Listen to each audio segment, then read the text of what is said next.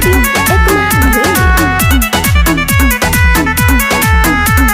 कैसे ते मिटा देबे भारत के संविधान रे, कैसे ते मिटा देबे भारत के संविधान रे। भीम आर्मी अभी जिंदाबाद ले ली तोर जनवार रे, बीएसपी अभी जिंदाबाद ले ली तोर जनवार रे।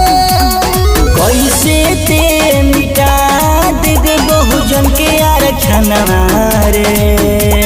भीम आर्मी अभी जिंदाबाद ले तोर जनवार रे। बहुजन समाज अभी जिंदाबाद ले तोर जनवार रे। मैं राजा है हम, कभी गुलामी किसी की करी नहीं।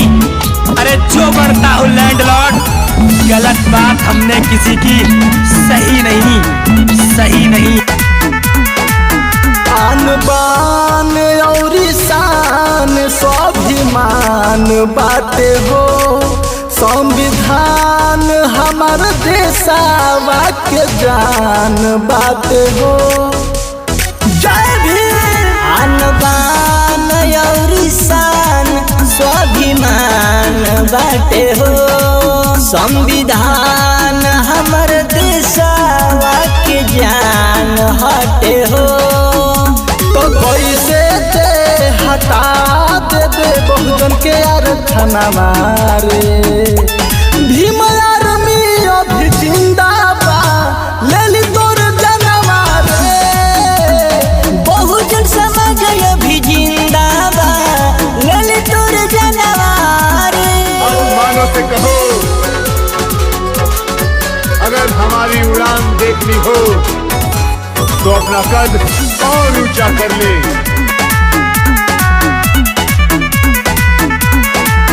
बाबा साहब चलते शासन पर शासन बाटे हो, सब बहुजन के जान तो आरक्षण बाटे हो। जय भीम। साहब चलत शासन पर शासन बाटे हो, सब बहुजन के जान दया रक्षण बाटे हो। कैसे ते मिटा देबे बाबा साहब के नामवा रे। तभी आर्मी अभी जिंदाबाद ले ली तोर जनवार रे। बहुजन समाज अभी जिंदाबाद ले तोर जनवार रे। संघर्ष म्यूजिक अपने आप में राजा है हम, भूले कभी गुलामी किसी की करी नहीं।